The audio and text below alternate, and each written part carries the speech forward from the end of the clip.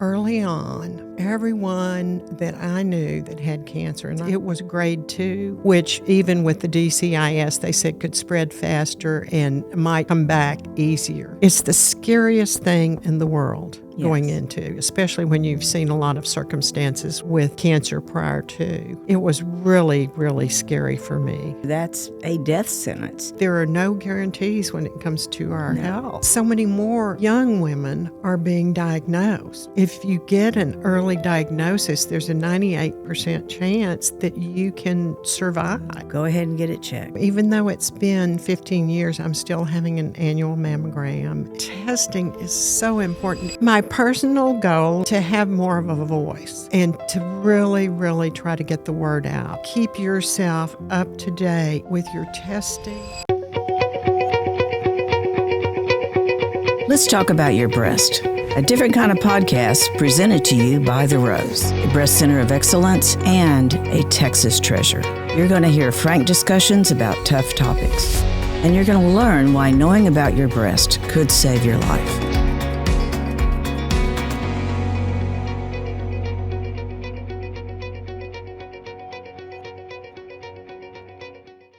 So, Nancy, it is so wonderful to have you here on Let's Talk About Your Breast. And I can't thank you enough for accepting the role as honoree of our annual luncheon. Everything's coming up roses.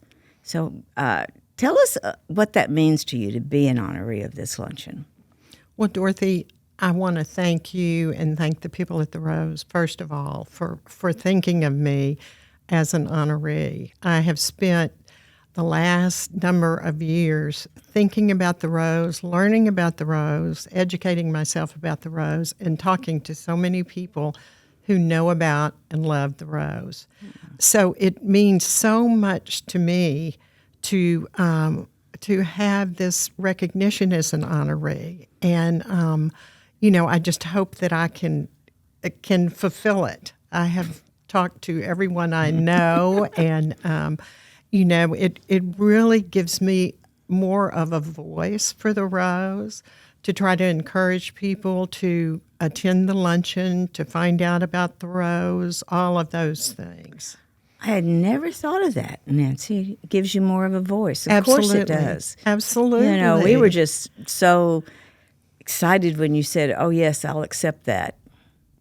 Well, you're so sweet. And people will stop me and say, you're being honored by the Rose. Tell me about it. Tell me about the luncheon. Tell me about.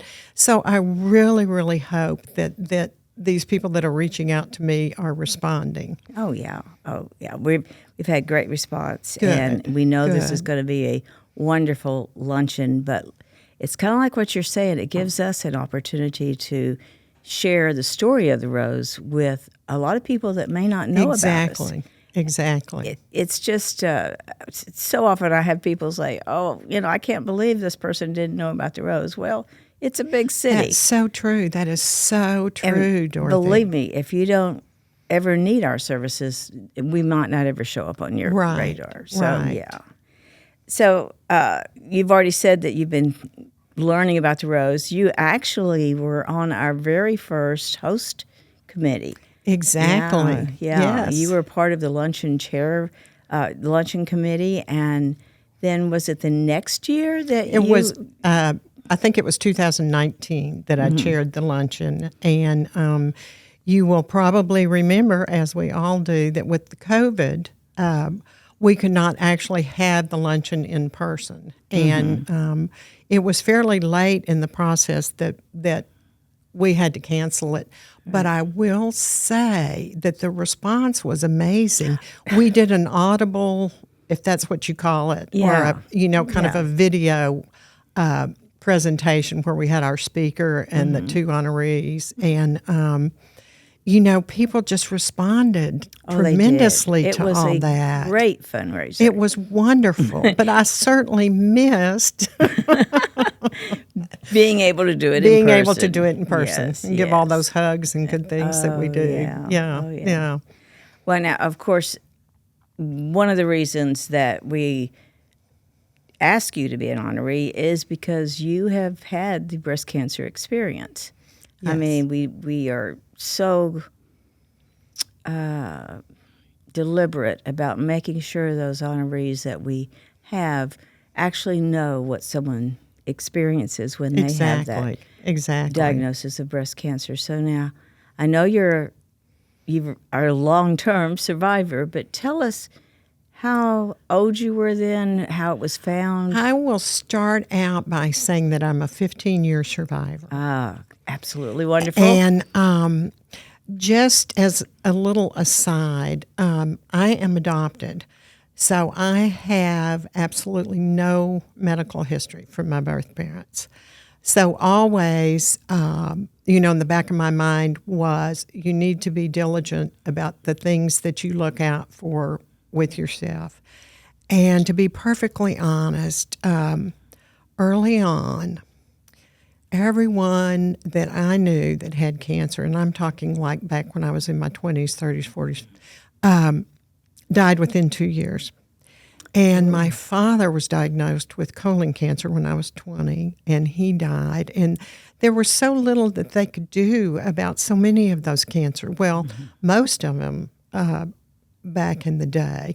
But my situation, I had started out early doing mammograms at the direction of my doctor, and I also wanted to do that. And so I was doing them at Methodist Hospital, and I got a call that they were seeing something on the mammogram. And so come back in, and I went back in, and we discussed it. And then they said that what they thought they were seeing was DCIS, ductal carcinoma in situ, if I'm saying that right. Anyway, pretty close in situ. And Methodist was amazed that they found it because it was very, very high up, not in the usual places. And I was very glad they found it. Well, the next step was I contacted MD Anderson and had a wonderful doctor. She's long retired, but Dr. Evil Singletary walked me through everything. And after the biopsies and they did surgery, they did a lumpectomy and removed a number of lymph nodes. And she... we talked a lot about mastectomy versus lumpectomy. And she said, Nancy, if I get in there and what I see directs me to do a total mastectomy, then I will certainly do that. So that is how I went into surgery. And fortunately, she only had to do the lumpectomy. So, and then I followed with radiation. But I cannot tell you how my faith and my husband and my brother and his wife and my family and my friends all pulled together. And I was so blessed to have that kind of diagnosis in the beginning. And I really, really felt like it was early detection. I really did, Dorothy, because it was grade 2, which even with the DCIS, they said could spread faster and might come back easier. So, I was so blessed that I paid so much attention to that. And I had friends who had been supporters of mine who ultimately, within the next 2 or 3 years, were diagnosed with breast cancer, and they are still survivors. So, we just don't know. Right. It's the scariest thing in the world going into, especially when you've seen a lot of circumstances with cancer prior to. Actually, my father's mother had cancer, and she had a mastectomy where they took all the muscle and everything out of her arm and under, and so I had seen that as a young child. So that was really scary for me. But we are so blessed to be in a city where we have the Rose, number one, and the Rose is making such a difference. And we had a bay house in Calhoun County, right next to Matagorda County, where your van goes. And that van is such a gift to all these women in these smaller communities.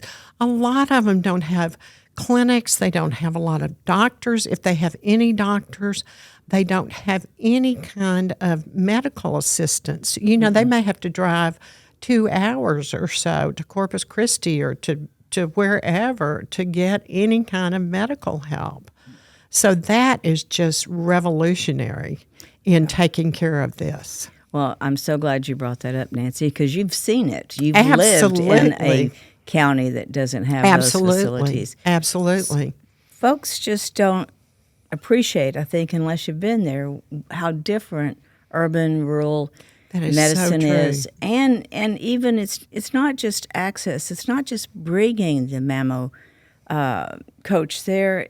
It is also that feeling of uncertainty, that we really have to have that community trust. Exactly. Because if you're not from the city, you're, you just That's not, right. you don't fit in here. Yeah. Well, and that is so true. And just sitting here for a minute when I walked in and waiting, there was woman after woman after woman coming through the door, checking in, and it's so wonderful to see that y'all are being visited, and I think your footprint is so much larger now than it was, say, maybe 5 or 10 years ago. Absolutely.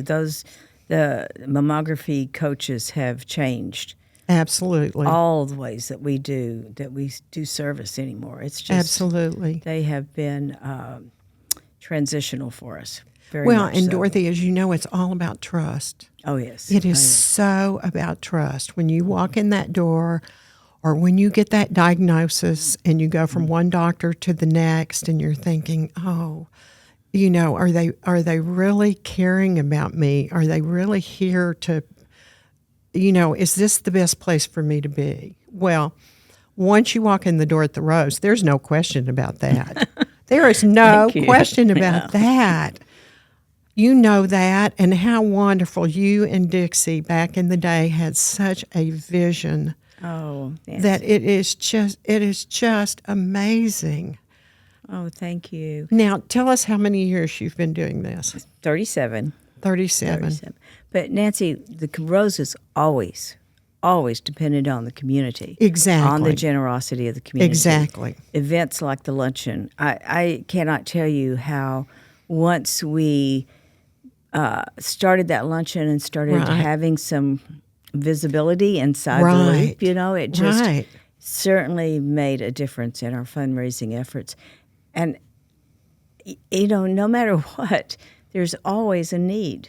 That is so true. I think, okay, we've reached the maximum number of women we can possibly serve. I mean, this is it. Mm-hmm. And then the next year it'll be another more. 500. And, exactly, so Dorothy. The fundraising doesn't stop. Well, and I saw reading some things that actually some groups are reaching out to you. Yes. And saying, we want to support you this way. Yes. And, maybe with a mobile unit or with whatever. And so that is just worth its weight in gold. Oh, it is. It is. We are very pleased at the progress we've made. But again, it's because we've had that support. Right. I love that I have this opportunity to thank not just you, but all the people that have anything to do with the Luncheon or any of the events that raise money for us. Exactly. Yeah, it's just there's no way to really convey how much it means. We could get grants.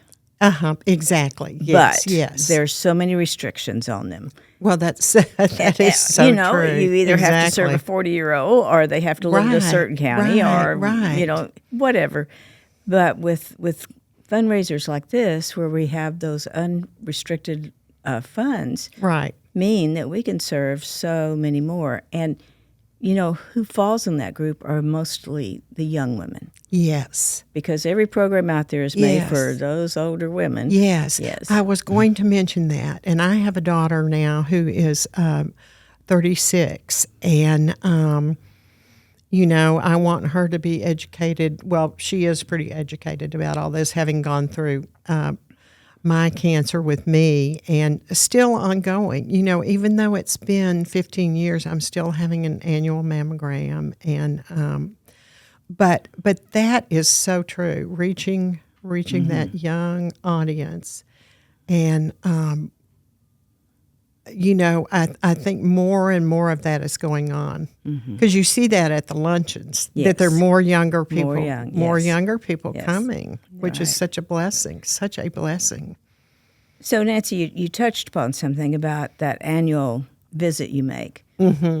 Does it fill you with fear, or have you come to grips with this is something I do, or do you worry? You know, really and truly, one thing I will say, I have a very strong faith, and you know, I think that has helped me resolve fear. There was a great deal of fear, let's say, for the first 5 years when my children were younger. Well, they were in college, and you know, it's just never far away. I will say that. I will say that. But through you know, conversations with friends and supporters and people who know much more about it than me, it really has taken that fear away. That's good. And so we need to talk to others. Oh, we absolutely, need to express those and you know what, concerns. You know, I've done so much volunteer work back in the day, and you know, when I was getting involved with the Rose, we had COVID. And then not too long after that, my husband became ill. And so really I just stepped back, you know, from everything that I was doing to help be a caretaker for him. But I would love to get more involved in the Rose. I mean, I hear from these women who, you know, have had breast cancer and been through all of the different things that you go through, the surgery and radiation and chemo and the medications that you take afterwards and you know, recurrences in a few years and all of those things that I have been blessed enough not to experience. But there is such a need out there, and the Rose is filling a huge part of it. I really do feel we are. Yes. I feel absolutely. that we are taking care of those folks that just fall through the cap. Absolutely. I mean, they are always, they make too much money from their 2 or 3 jobs. Right.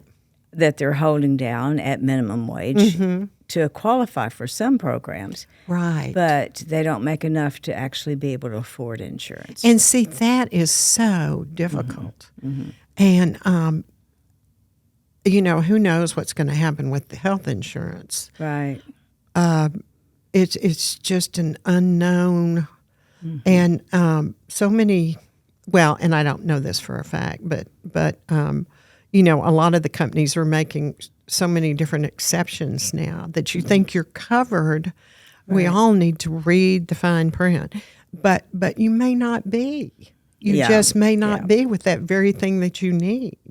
Yes, we're seeing that a lot. I bet you are, Dorothy. And isn't that's so sad? So many have had to go with the huge deductibles. Yes. And, you know, we do that so that the premiums are down, but that means that when we do need something, exactly, that money is just hard to come up with. A lot of with. people, yes. Yeah. Exactly.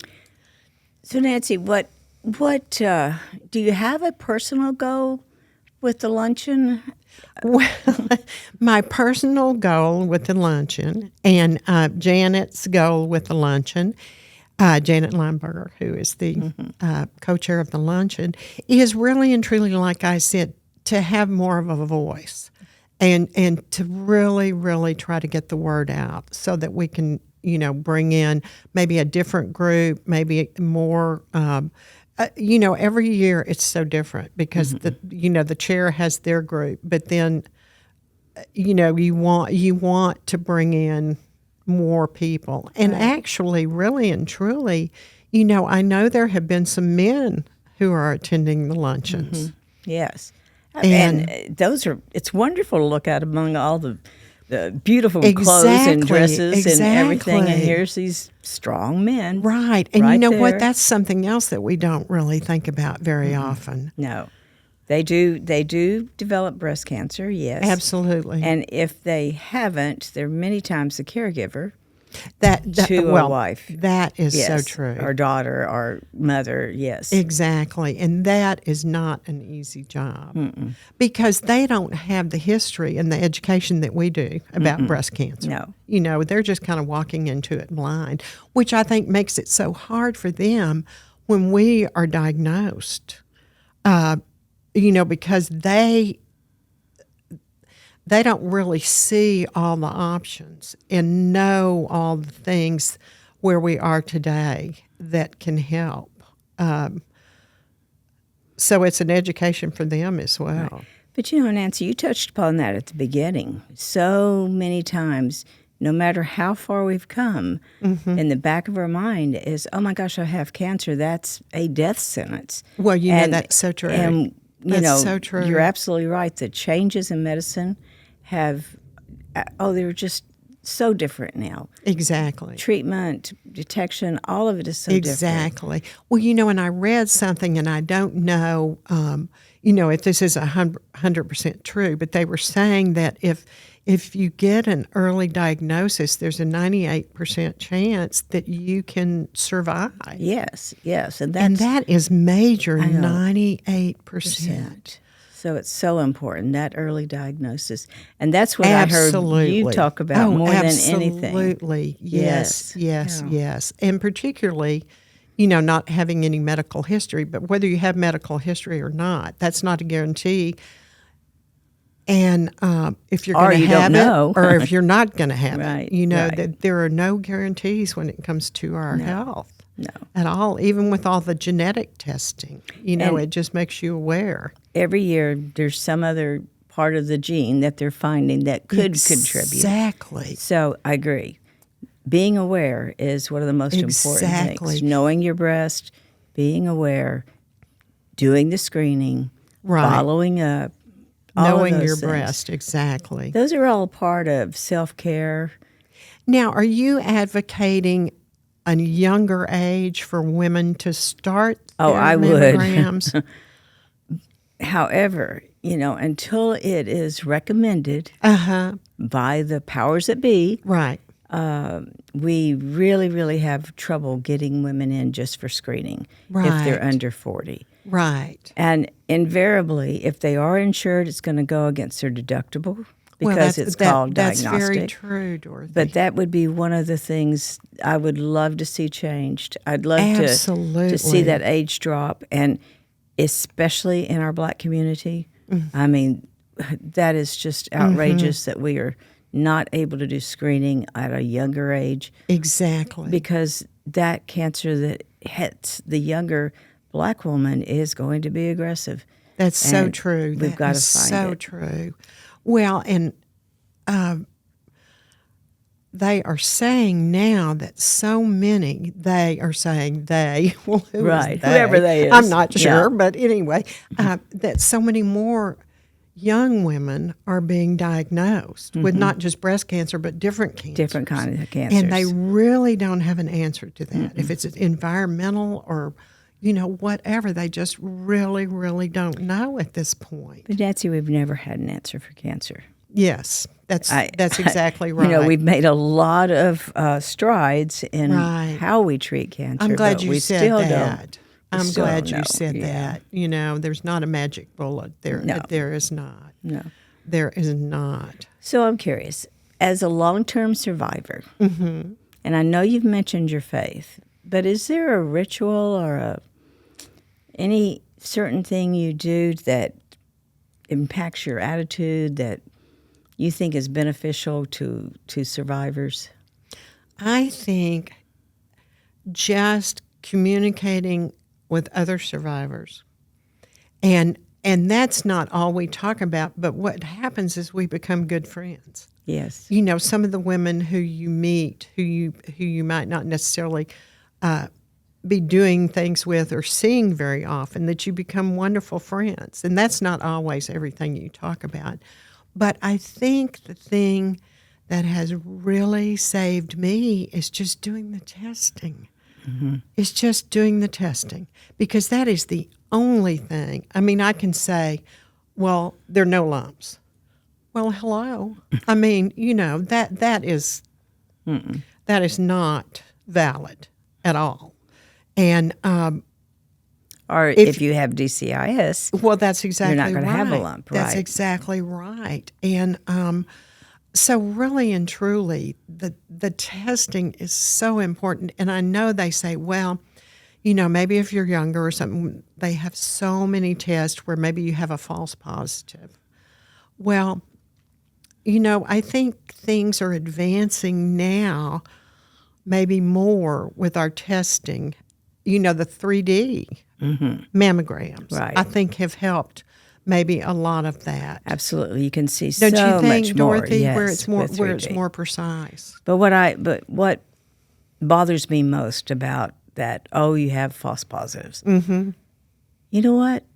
I'd take that any day if it ruled out a problem. Right. Any day. Exactly. And there's this attitude out there that women can't handle it. What?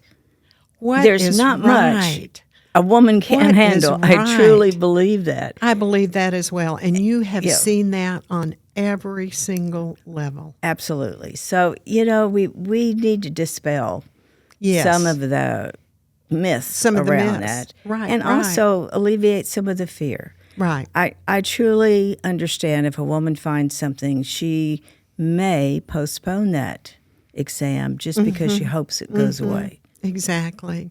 But as you said, we can't stress enough. Go ahead and get it checked. Yes. Yes. Yes. And that is so worth your peace of mind. Oh, yes. You know what? It is just, prayer is a very strong thing, but until you have that actual test that says, you clear. are okay, you are clear. And I heard you say something else, and that has to do with intuition, knowing that you're in the right place. Yes. And, Yes. I've said many times, I think part of the recovery process is how much you trust that doctor. That is so true, Dorothy. And because if there's any question, then you need another opinion. That is so true. And I think people hesitate to do that. I think, my hope is that they're getting a little more attuned with that. Because I've heard of several different cases where, one thing was said and then another thing was determined. So, it just behooves us follow through. Right. Follow through. Don't, if you get a mammogram that's questionable or definitely has cancer, do not postpone seeing a doctor. But you might want to do a little bit of research and talk to your friends and people in the community, chances are, or talk to the Rose. I mean, absolutely. Because you have doctors, Dr. Dixie, for example. Yeah. And, it's just a wonderful place to go. And you can confirm that for those women who are questioning. Right. And you as an advocate, as a spokesperson, as a survivor yourself. Right. I love that you're stressing that too. Absolutely. We've got to get past any hesitation Absolutely. we have about talking about these Absolutely. things. Yeah. That is so true. That is so true. We need community through any healing, through any disease, any diagnosis. Exactly. We need our Exactly. community around us. Yeah. Those supporters that we know are going to hold us up. And even a stranger can tell you some things that you didn't know, and you go, Right. let me explore that. Yes, exactly. Everyone kind of approaches it a little bit differently. And some people, and of course now with the internet, oh my gosh, there is so much information that you can get. But sometimes I find that information needs to be dissected by someone with an education. A little bit more that knows advanced the than medical mine. lingo, or that yes, Yes, because it is yes, a different yes, language. It yes, really is. Yes, because sometimes we can read something and interpret it entirely differently Yes. from a medical doctor. And anyway, so that is another thing, because I think the young people particularly get so much information off the internet, which scares them to death. But act on it, act on it, act on it. Great advice. And absolutely keep yourself up to date with your testing. And if you have questions between testing, absolutely, Good point. contact the Rose. And another thing I will say about the Rose, which is so wonderful, is that you have so many people here who speak Spanish. Yes. We were talking about the Black population, but also the Hispanic population. I mean, they can come in and be perfectly addressed here and be Yes. comfortable here, speaking their own language, which is so wonderful. Well, I tell you what, we are very lucky that you've become a spokesperson for us, because you know the Rose inside out. Well, you know what? I'm kind of, and I would hope that I could find some way to volunteer or do something. Hey, you're volunteering and you don't even know it. But I mean, it has made such an impression on me, Dorothy, and just the fact that COVID and then my husband's illness for 2 years, and so I've kind of been out of the I've been caretaking. So anyway, So you've seen both sides. I have seen both sides. I really have, and there's nothing easy about it, but all of that is a part of life.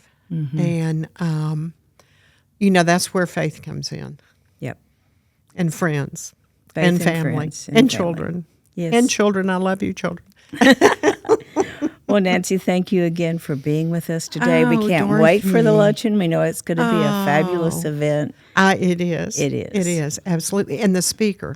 Yes. Tell us a little bit about the speaker, because I'm so excited about our speaker this Well, year. she's going to talk a lot about MRI, Exactly. but I'm going to have her on the show, so Perfect. I'm going to save it for then. Oh, that's Okay. perfect. That is All right. perfect. So thank you again so Well, you very are much. so welcome. And please support the Rose. We would love to see you at the luncheon. And even if you can't attend the luncheon, there are many other things that you can do. Go on their website. They have other fundraisers, a shrimp boil. Everyone loves a shrimp boil. Anyway, please support the Rose. And thank you, Dorothy, so much for your trust in me. I appreciate it. Thank you. All right. Thank you for joining us today on Let's Talk About Your Breasts. This podcast is produced by Speak Podcasting and brought to you by The Rose. Visit therose.org to learn more about our organization. Subscribe to our podcast, share episodes with friends, and join the conversation on social media using hashtag Let's Talk About Your Breasts. We welcome your feedback and suggestions. Consider supporting The Rose. Your gift can make the difference to a person in need. And remember, self-care is not selfish, it's essential.